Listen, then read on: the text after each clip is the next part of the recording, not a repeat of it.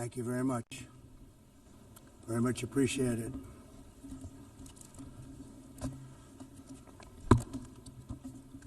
And I don't mind making this speech without a teleprompter, because the teleprompter is not working. I feel very happy to be up here with you nevertheless, and that way you speak more from the heart.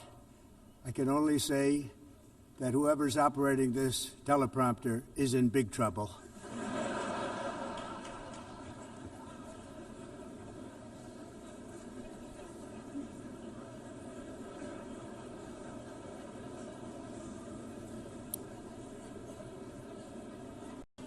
Hello, Madam First Lady. Thank you very much for being here. And Madam President, Mr. Secretary General, First Lady of the United States, distinguished delegates, ambassadors, and world leaders. 6 years have passed since I last stood in this grand hall and addressed a world that was prosperous and at peace in my first term. Since that day, the guns of war have shattered the peace I forged on 2 continents. An era of calm and stability gave way to one of the great crises of our time. And here in the United States, 4 years of weakness, lawlessness, and radicalism under the last administration delivered our nation into a repeated set of disasters. 1 year ago, our country was in deep trouble, but today, just 8 months into my administration, we are the hottest country anywhere in the world, and there is no other country even close. America is blessed with the strongest economy, the strongest borders, the strongest military, the strongest friendships, and the strongest spirit of any nation on the face of the earth. This is indeed the golden age of America. We are rapidly reversing the economic calamity we inherited from the previous administration, including ruinous price increases and record-setting inflation like we've never had before. Under my leadership, energy costs are down, gasoline prices are down, grocery prices are down, mortgage rates are down, and inflation has been defeated. The only thing that's up is the stock market, which just hit a record high. In fact, it hit a record high 48 times in the last short period of time. Growth is surging, manufacturing is booming. The stock market, as I said, is doing better than it's ever done, and all of you in this room benefit by that. Almost everybody. And importantly, workers' wages are rising at the fastest pace in more than 60 years. And that's what it's all about, isn't it? In 4 years of President Biden, we had less than $1 trillion of new investment into the United States. In just 8 months since I took office, we have secured commitments and money already paid for $17 trillion. Think of it, 4 years, less than $1 trillion, 8 months, much more than $17 trillion is being invested in the United States, and it's now pouring in from all parts of the world. We've implemented the largest tax cuts in American history and the largest regulation cuts in American history, making this once and again the best country on earth to do business. And many of the people in this room are investing in America, and it's turned out to be an awfully good investment during this 8-month period. In my first term, I built the greatest economy in the history of the world. We had the best economy ever, history of the world. And I'm doing the same thing again, but this time it's actually much bigger and even better. The numbers far surpass my record-setting first term. On our southern border, we have successfully repelled a colossal invasion, and for the last 4 months, and that's 4 months in a row, the number of illegal aliens admitted and entering our country has been 0. Hard to believe.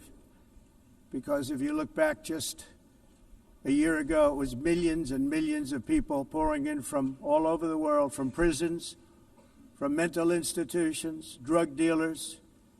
All over the world they came. They just poured into our country with the ridiculous open border policy of the Biden administration. Our message is very simple. If you come illegally into the United States, you're going to jail, or you're going back to where you came from, or perhaps even further than that. You know what that means. I want to thank the country of El Salvador for the successful and professional job they've done in receiving and jailing so many criminals that entered our country. And it was under the previous administration that the number became record-setting, and they're all being taken out. They have no choice. And other countries have no choice because other countries are in the exact same situation with immigration. It's destroying your country, and you have to do something about it. On the world stage, America is respected again like it has never been respected before. You think about 2 years ago, 3 years ago, 4 years ago, or 1 year ago, we were a laughingstock all over the world. At the NATO summit in June, virtually all NATO members formally committed to increase defense spending, at my request, from 2% to 5% of GDP, making our alliance far stronger and more powerful than it was ever before. In May, I traveled to the Middle East to visit my friends and rebuild our partnerships in the Gulf and those valued relationships with Saudi Arabia, Qatar, and the UAE, and other countries are now, I believe, closer than ever before. My administration has negotiated one historic trade deal after another, including with the United Kingdom, the European Union, Japan, South Korea, Vietnam, Indonesia, the Philippines, Malaysia, and many, many others. Likewise, in a period of just 7 months, I have ended 7 unendable wars. They said they were unendable. You're never going to get them solved. Some were going for 31 years, 2 of them, 31, think of it, 31 years. One was 36 years. One was 28 years. I ended 7 wars. And in all cases, they were raging with countless thousands of people being killed. This includes Cambodia and Thailand, Kosovo and Serbia, the Congo and Rwanda, a vicious, violent war that was, Pakistan and India, Israel and Iran, Egypt and Ethiopia, and Armenia and Azerbaijan. It included all of them. No president or prime minister, and for that matter, no other country has ever done anything close to that. And I did it in just 7 months. It's never happened before. There's never been anything like that. I'm very honored to have done it. It's too bad that I had to do these things instead of the United Nations doing them. And sadly, in all cases, the United Nations did not even try to help in any of them. I ended 7 wars, dealt with the leaders of each and every one of these countries, and never even received a phone call from the United Nations offering to help in finalizing the deal. All I got from the United Nations was an escalator that on the way up stopped right in the middle. If the First Lady wasn't in great shape, she would have fallen. But she's in great shape. We're both in good shape. We both stood. And then a teleprompter that didn't work. These are the 2 things I got from the United Nations, a bad escalator and a bad teleprompter. Thank you very much. And by the way, it's working now. It just went on. Thank you. I think I should just do it the other way. It's easier. Thank you very much. I didn't think of it at the time because I was too busy working to save millions of lives. That is the saving and stopping of these wars. But later I realized that the United Nations wasn't there for us. They weren't there. I thought of it really after the fact, not during these negotiations, which were not easy. That being the case, what is the purpose of the United Nations? The UN has such tremendous potential. I've always said it. It has such tremendous, tremendous potential, but it's not even coming close to living up to that potential. For the most part, at least for now, all they seem to do is write a really strongly worded letter and then never follow that letter up. It's empty words, and empty words don't solve war.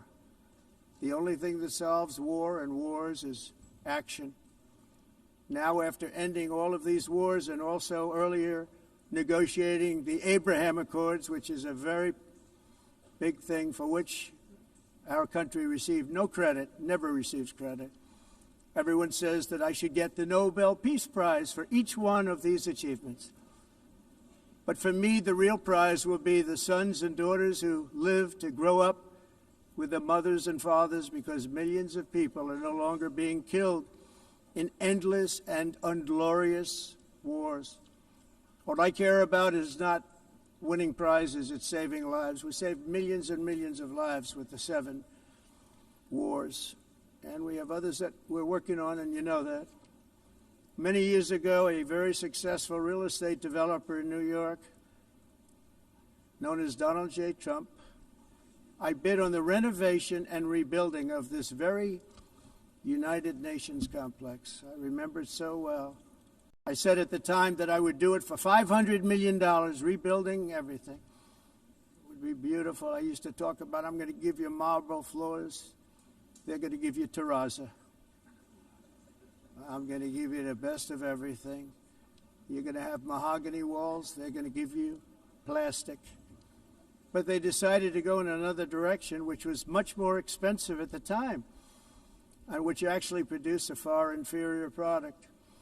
And I realized that they did not know what they were doing when it came to construction, and that their building concepts were so wrong, and the product that they were proposing to build was so bad and so costly. It was going to cost them a fortune. And I said, and wait till you see the overruns. Well, I turned out to be right. They had massive cost overruns and spent between $2 and $4 billion on the building and did not even get the marble floors that I promised them. You walk on terrazzo. Do you notice that? As far as I'm concerned, frankly, looking at the building and getting stuck on the escalator, they still haven't finished the job. They still haven't finished. That was years ago. The project was so corrupt that Congress actually asked me to testify before them on the tremendous waste of money, because it turned out that they had no idea what it was, but they knew it was anywhere between $2 and $4 billion as opposed to $500 million with a guarantee. But they had no idea, and I said it cost much more than $5 billion. Unfortunately, many things in the United Nations are happening just like that, but on an even much bigger scale, much, much bigger. Very sad to see. Whether the UN can manage to play a productive role, I've come here today to offer the hand of American leadership and friendship to any nation in this assembly that is willing to join us in forging a safer, more prosperous world. And it's a world that we'll be much happier with. A dramatically better future is within our reach.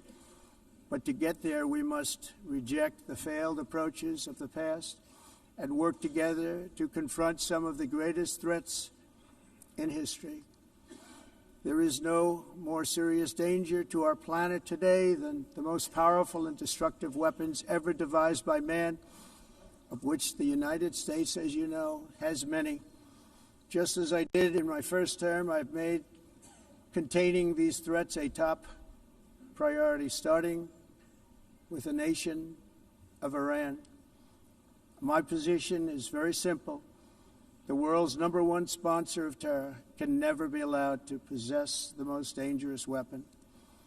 That's why, shortly after taking office, I sent the so-called Supreme Leader a letter making a generous offer. I extended a pledge of full cooperation in exchange for a suspension of Iran's nuclear program.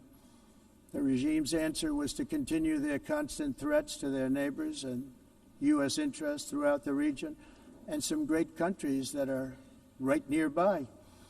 Today, many of Iran's former military commanders, in fact, I can say almost all of them, are no longer with us. They're dead. And 3 months ago, in Operation Midnight Hammer, 7 American B-2 bombers dropped the 14 30,000-pound each bombs on Iran's key nuclear facilities, totally obliterating everything. No other country on earth could have done what we did. No other country has the equipment to do what we did. We have the greatest weapons on earth. We hate to use them. But we did something that for 22 years people wanted to do. With Iran's nuclear enrichment capacity demolished, I immediately brokered an end to the 12-day war, as it's called, between Israel and Iran, with both sides agreeing to fight no longer. As everyone knows, I have also been deeply engaged in seeking a ceasefire in Gaza. Have to get that done. Have to get it done. Unfortunately, Hamas has repeatedly rejected reasonable offers to make peace. We can't forget October 7th, can we? Now, as if to encourage continued conflict, some of this body is seeking to unilaterally recognize a Palestinian state. The rewards would be too great for Hamas terrorists for their atrocities. This would be a reward for these horrible atrocities, including October 7th, even while they refuse to release the hostages or accept a ceasefire.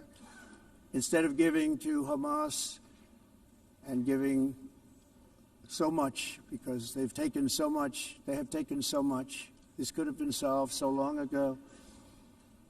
But instead of giving in to Hamas's ransom demands, those who want peace should be united with one message: release the hostages now.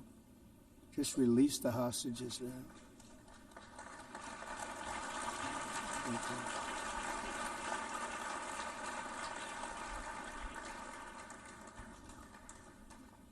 Thank you.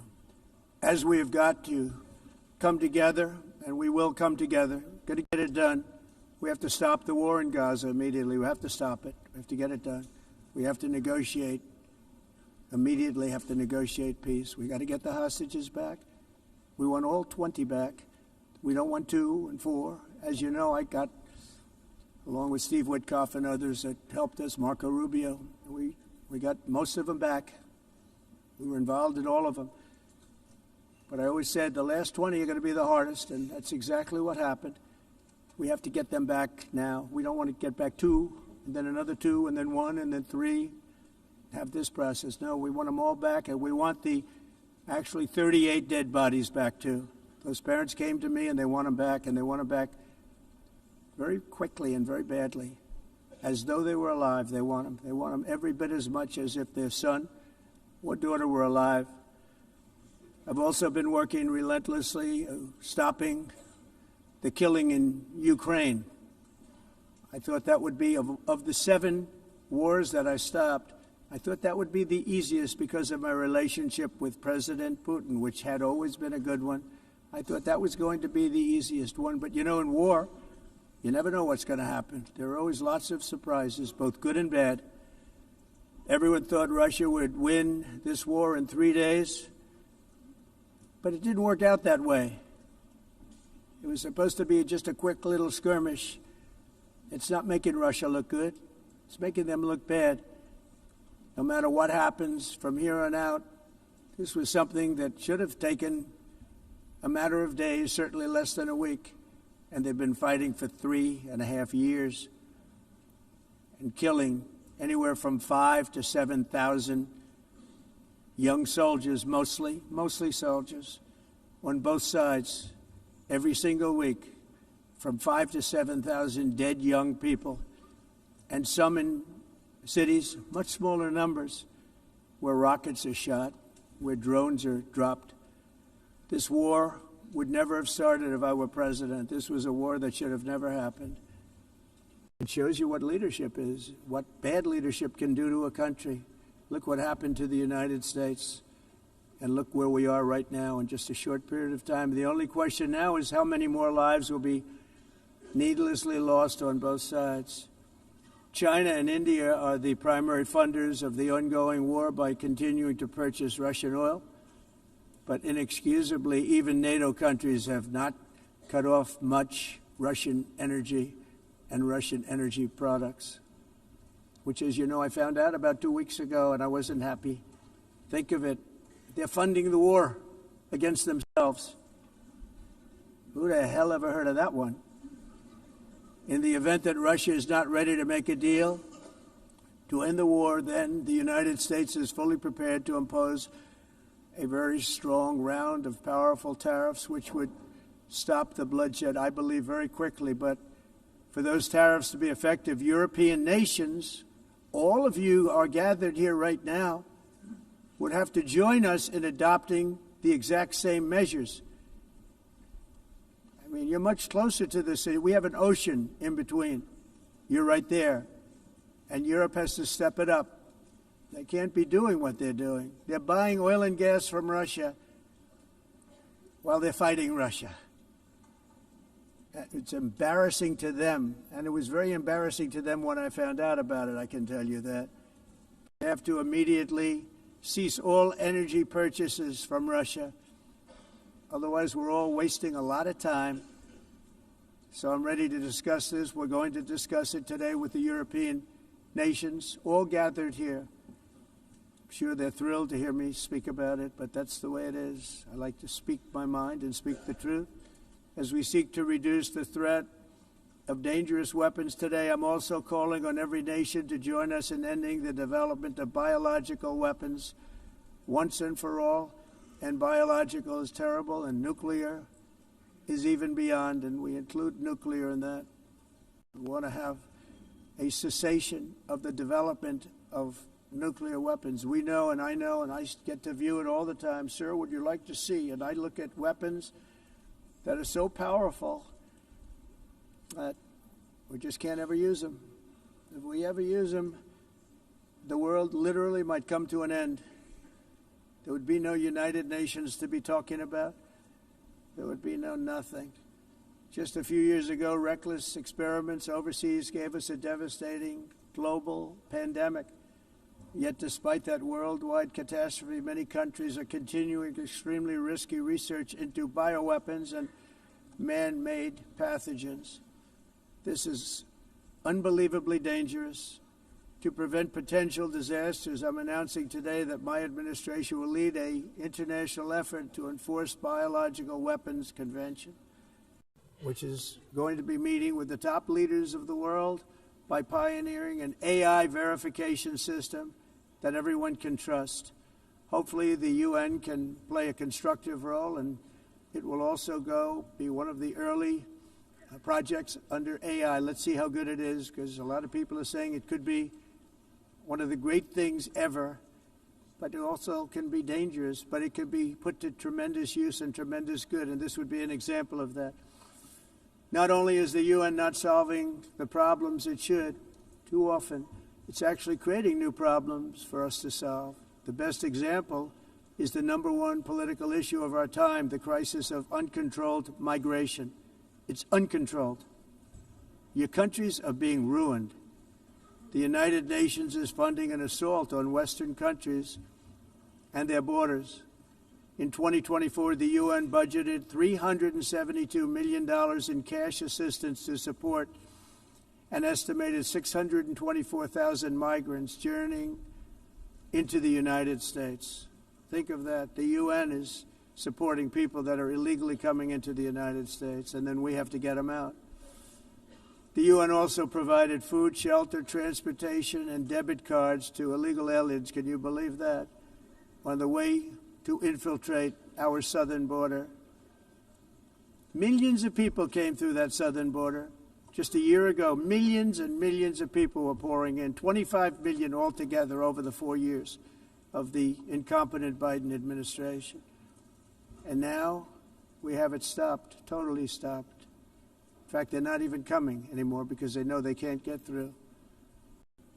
But what took place is totally unacceptable. The UN is supposed to stop invasions, not create them and not finance them.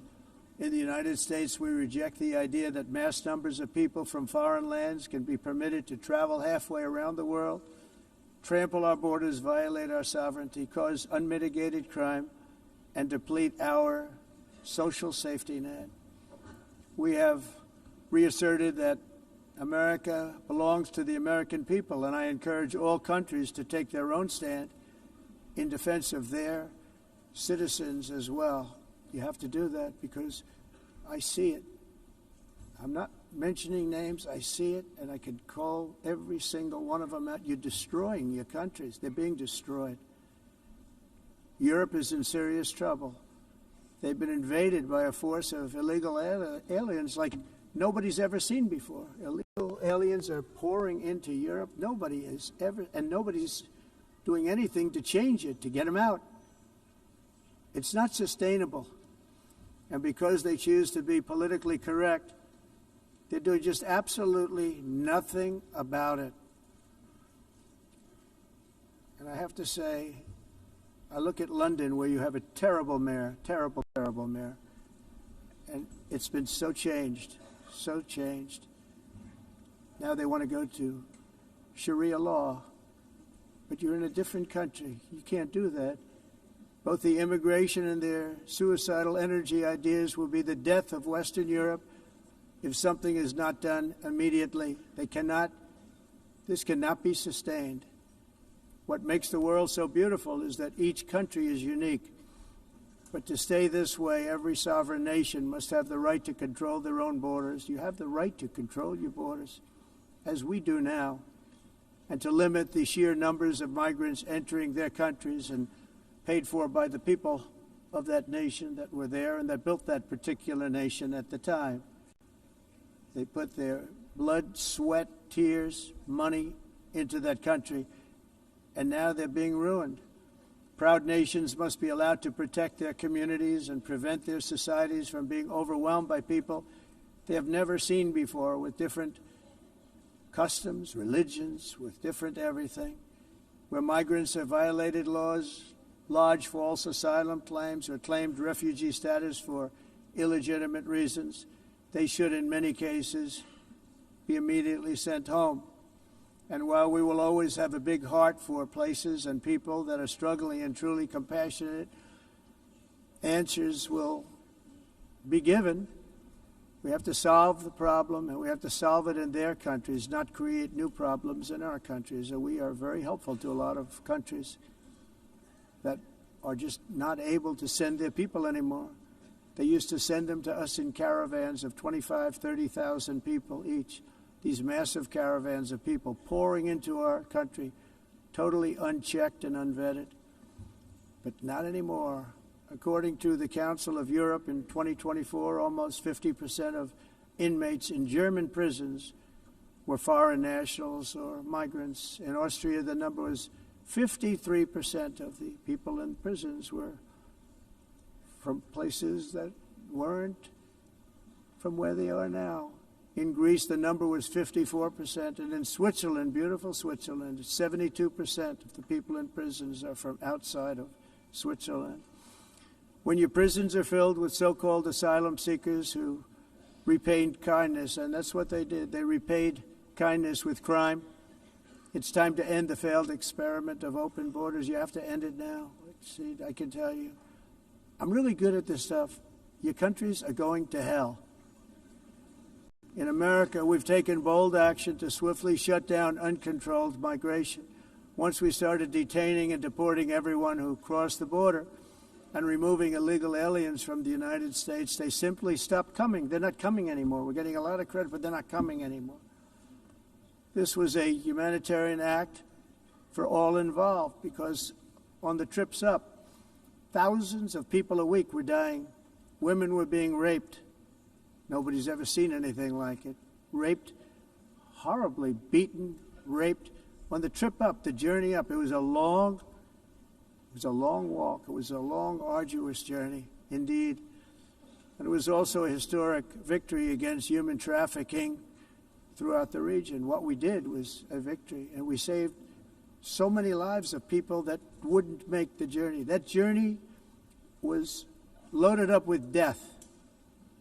loaded up with death. Dead bodies all along the roads of jungles to get up. They go through jungles, they go through areas so hot you couldn't breathe. They were dying of suffocation, areas so hot that you couldn't breathe. Dead bodies all over. By them not coming, we're saving tremendous numbers of lives.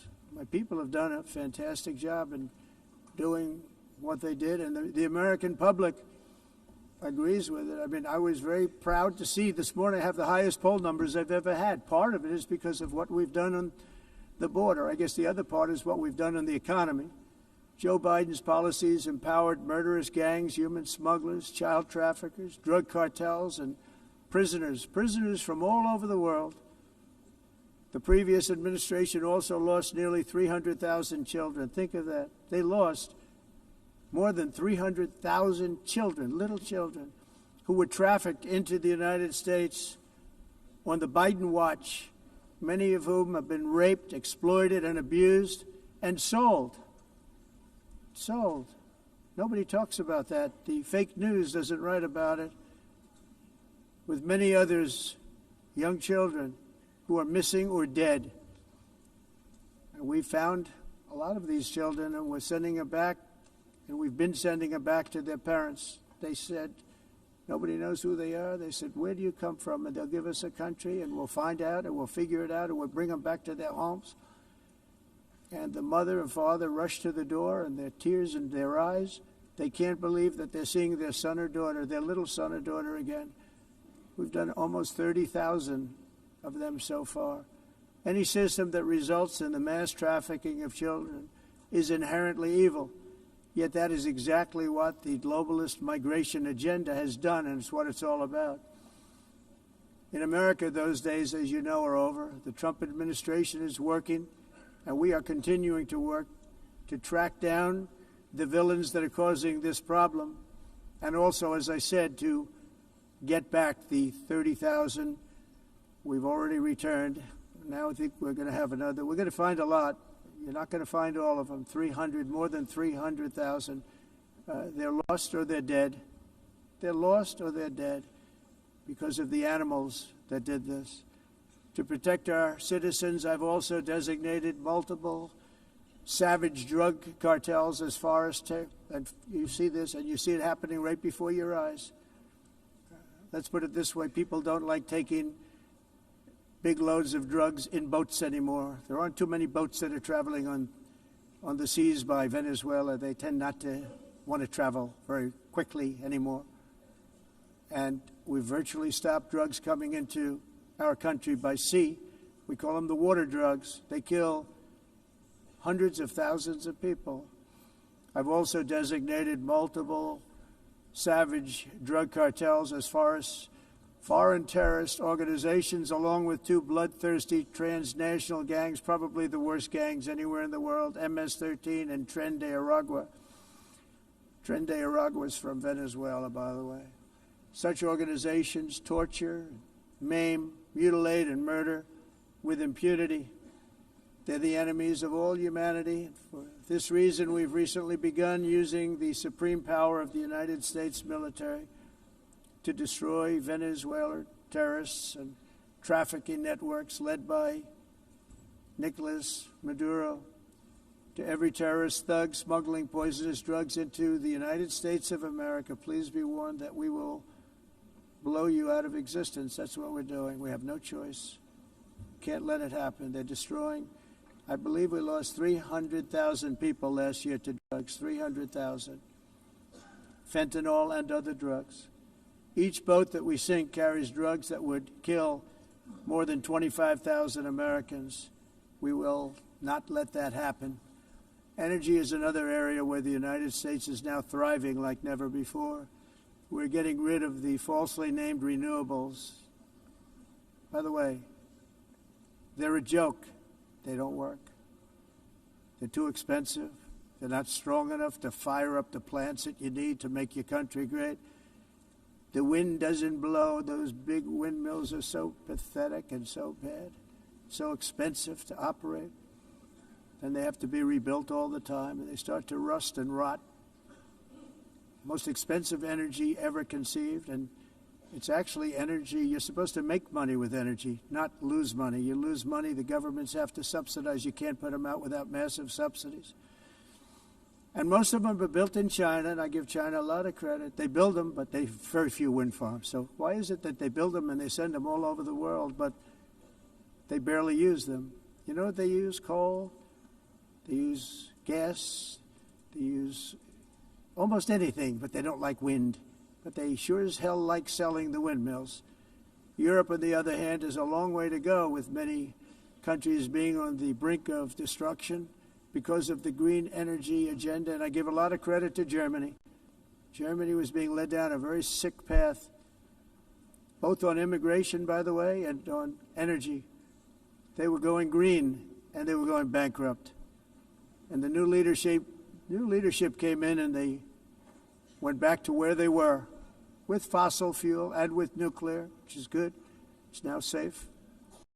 You can do it properly. But they went back to where they were, and they opened up a lot of different plants, energy-producing plants, and they're doing well. I give Germany a lot of credit for that. They've said this is a disaster, what's happening.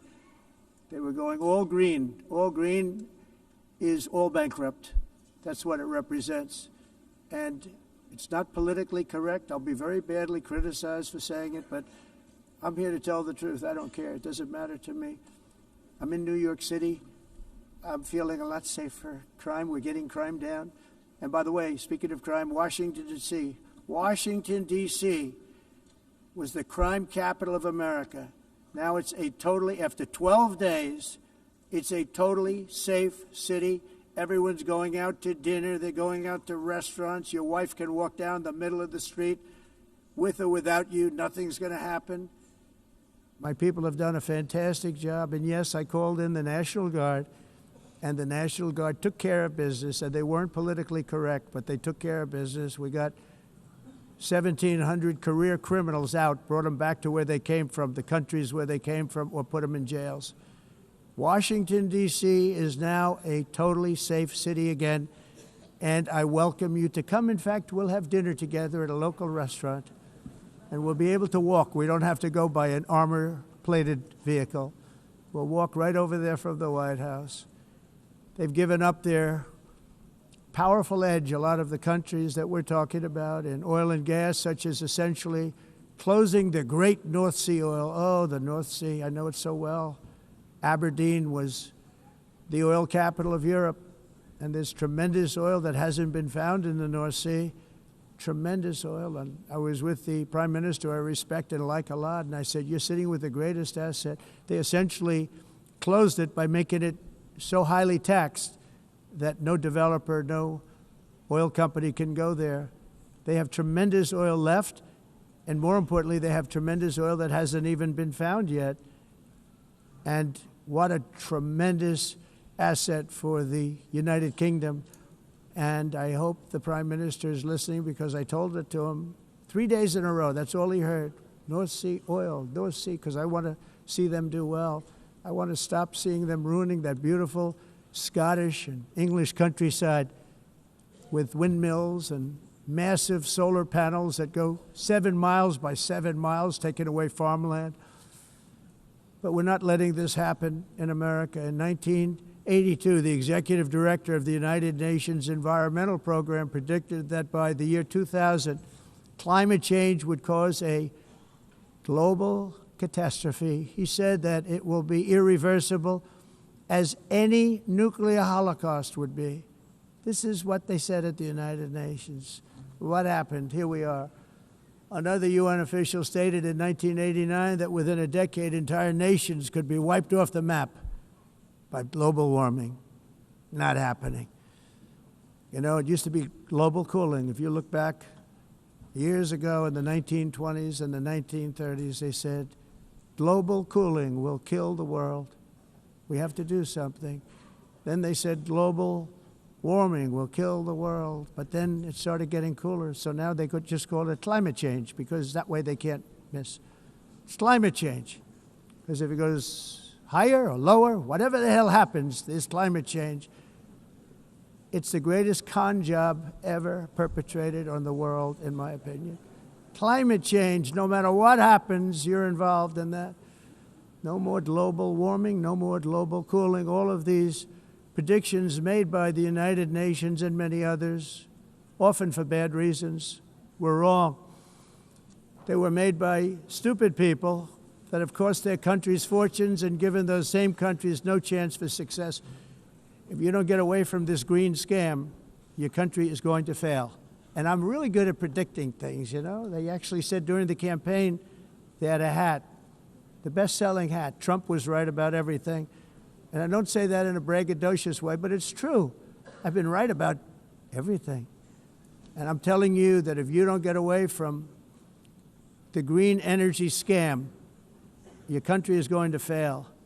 And if you don't stop people that you've never seen before, that you have nothing in common with, your country is going to fail. I'm the President of the United States, but I worry about Europe. I love Europe. I love the people of Europe. And I hate to see it being devastated by energy and immigration. This double-tailed monster destroys everything in its wake, and they cannot let that happen any longer. You're doing it because you want to be nice. You want to be politically correct, and you're destroying your heritage. They must take control strongly and immediately of the unmitigated immigration disaster and the fake energy catastrophe before it's too late.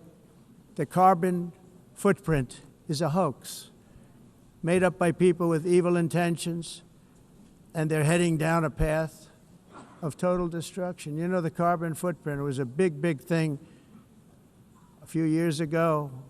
I remember hearing about the carbon footprint, and then President Obama would get into Air Force One, a massive Boeing 747, and not a new one, an old one with old engines that spew everything into the atmosphere.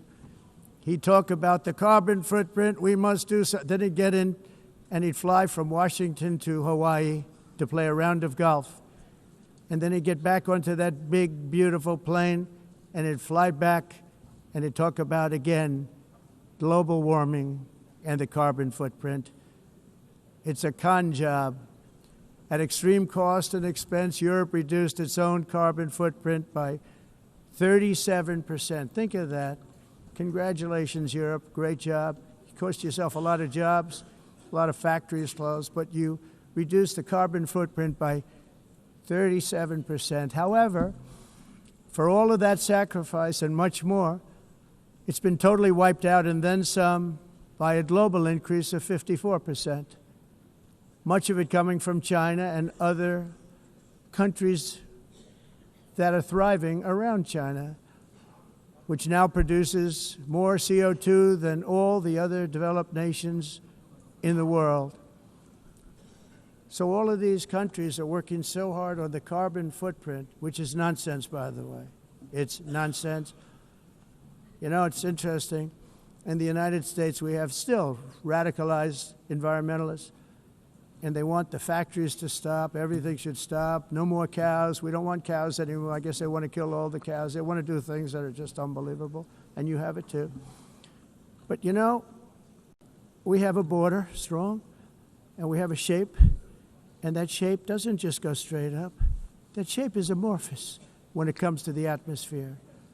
And if we had the most clean air, and I think we do, we have very clean air. We have the cleanest air we've had in many, many years. But the problem is that other countries, like China, which has air that's a little bit rough, it blows. And no matter what you're doing down here, the air up here tends to get very dirty because it comes in from other countries where their air isn't so clean. And the environmentalists refuse to acknowledge that. Same thing with garbage. In Asia, they dump much of their garbage right into the ocean. And over about a 1 week and 2 week journey, it flows right past Los Angeles. You've seen it. Massive amounts of garbage, almost too much to do anything about, flowing past Los Angeles, past San Francisco, and then somebody will get in trouble because he dropped a cigarette on the beach. The whole thing is crazy. The primary effect of these brutal green energy policies has not been to help the environment, but to redistribute manufacturing and industrial activity from developed countries that follow the insane rules that are put down to polluting countries that break the rules and are making a fortune. They're making a fortune. European electricity bills are now 4 to 5 times more expensive than those in China, and 2 to 3 times higher than the United States. And our bills are coming way down. You probably see that our gasoline prices are way down. You know, we have an expression, drill, Nós baby, drill. reduzimos And os that's what we're custos doing. de We're gonna be energia, much lower in a porque year from now. nós faremos they've come como way down over the expressão, last year. vamos fazer As a tudo result, isso, reduzir os every custos de energia air conditioner e os is custos like diminuíram nos Estados Unidos. very uncommon to see one in some of these countries Por exemplo, because se você the olhar electric costs are so high. So while nos the U.S. has países approximately faturas de 1,300 heat-related deaths nós não annually, it's a lot. climatizamos, Europe loses mas more nós than nos Estados Unidos 175,000 people to heat conseguimos deaths each year. Because the costs are so usar expensive, you eles can't e turn on an air evitar conditioner. What is that all about? That's aumento not da Europe. temperatura, That's not the Europe porque é that I muito love caro and também know. usar All in e the name ninguém of pretending to stop the global Tudo isso warming hoax. The entire globalist a concept of asking successful industrialized nations to inflict Esse pain on agenda themselves mundialista não and tem nenhum radically sentido. disrupt their entire societies must be rejected País completely and totally, and it must be immediate. Aumento da temperatura, porque é muito caro também usar nado e ninguém Pretending to stop is paying so much more than every country. Others weren't paying. China didn't have to pay until 2030. Russia was given an old standard that was easy to meet, a 1990 standard. But for the United States, we're supposed to pay like $1 trillion. And I said, this is another scam. The fact is, the United States has been taken advantage of by the world for many, many years, but not any longer, as you probably noticed.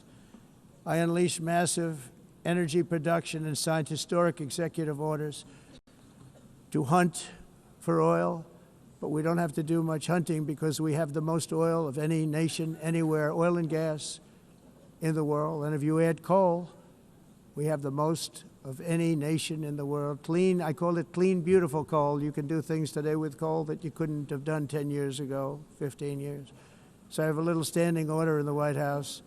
Never use the word coal, only use the words clean, beautiful coal. Sounds much better, doesn't it? But we stand ready to provide any country with abundant, affordable energy supplies if you need them, when most of you do. We're proudly exporting energy all over the world. We're now the largest exporter. In the United States, we want trade and robust commerce with all nations, everybody. We want to help nations. We're going to help nations. But it must also be fair and reciprocal. The challenge with trade is much the same with climate. The countries that followed the rules, all their factories have been plundered. It's really sad to watch. They've been broken. They've been broken by countries that broke the rules. That's why the United States is now applying tariffs to other countries, and much as these tariffs were for many years applied to us, uncontrollably applied to us. We've used tariffs as a defense mechanism under the Trump administration, including my first term, where hundreds of billions of dollars in tariffs were taken in.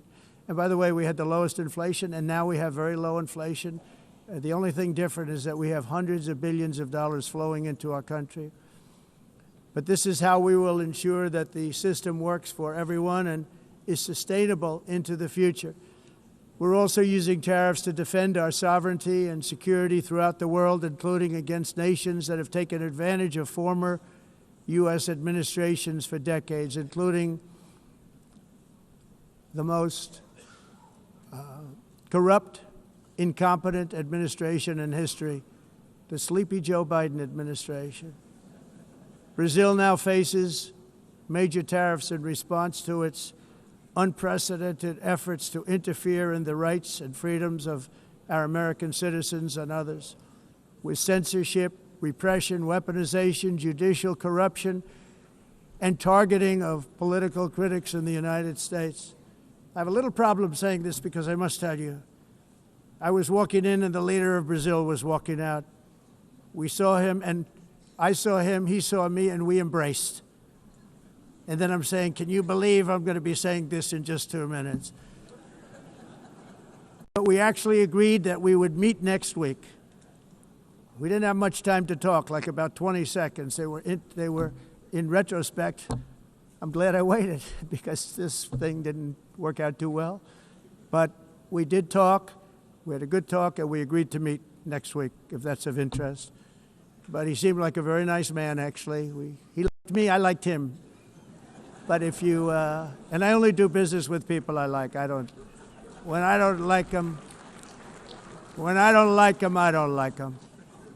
But we had, at least for about 39 seconds, we had excellent chemistry. It's a good sign. But also in the past, Brazil, can you believe this, unfairly tariffed our nation, but now because of our tariffs, we are hitting them back, and we're hitting them back very hard. As president, I will always defend our national sovereignty and the rights of American citizens. So I'm very sorry to say this, that Brazil is doing poorly and will continue to do poorly. They can only do well when they're working with us. Without us, they will fail, just as others have failed. It's true. Next year, the United States will celebrate the 250th anniversary of our glorious independence, a testament to enduring power and American freedom and spirit. We will also be proudly hosting the 2026 FIFA World Cup, and shortly thereafter, the 2028 Olympics, which is going to be very exciting. I hope you all come. I hope that countless people from all over the globe will take part of these will be great celebrations of liberty and human achievement, and that together we all can rejoice in the miracles of history that began in July 4th, 1776, when we founded the light to all nations. And it's something really that an amazing thing came out of that date. It's called the United States of America. In honor of this momentous anniversary, I hope that all countries who find inspiration in our example will join us in renewing our commitment, values, and those values, really, that we hold so dear. Together, let us defend free speech and free expression. Let us protect religious liberty, including for the most persecuted religion on the planet today. It's called Christianity. And let us safeguard our sovereignty and cherish qualities that have made each of our nations so special, incredible, and extraordinary. In closing, I just want to repeat that immigration and the high cost of so-called green renewable energy is destroying a large part of the free world and a large part of our planet. Countries that cherish freedom are fading fast because of their policies on these two subjects. You need strong borders and traditional energy sources if you are going to be great again. Whether you have come from north or south, east or west, near or far, every leader in this beautiful hall today represents a rich culture, a noble history, and a proud heritage that makes each nation majestic and unique, unlike anything else in human history or any other place on the face of the earth. From London to Lima, from Rome to Athens, from Paris to Seoul, from Cairo to Tokyo and Amsterdam to right here in New York City, we stand on the shoulders of the leaders and legends, generals and giants, heroes and titans who won and built our beloved nations, all of our nations, with their own courage, strength, spirit, and skill. Our ancestors climbed mountains, conquered oceans, crossed deserts, and trekked over wide open plains. They charged into thunderous battles, plunged into grave dangers, and they were soldiers and farmers and workers and warriors and explorers and patriots. They built towns into cities, tribes into kingdoms, ideas into industries, and small islands into mighty empires. You're a part of all of that.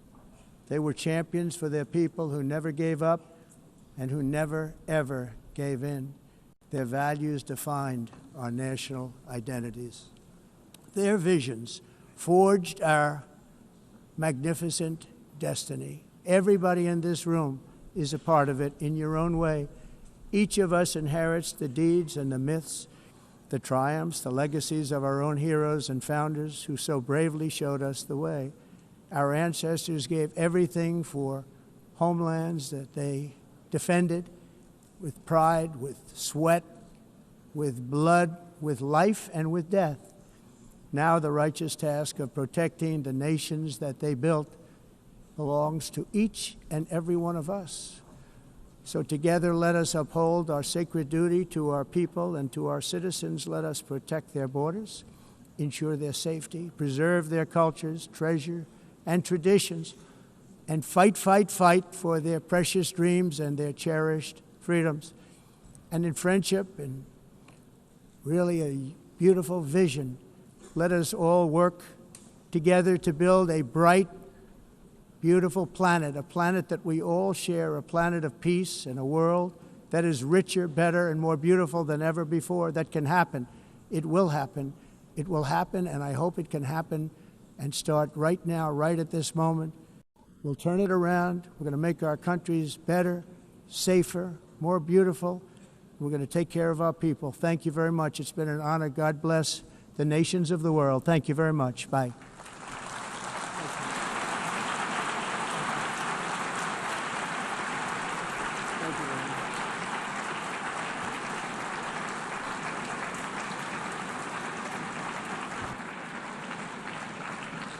On behalf of the Assembly, I wish to thank the President of the United States,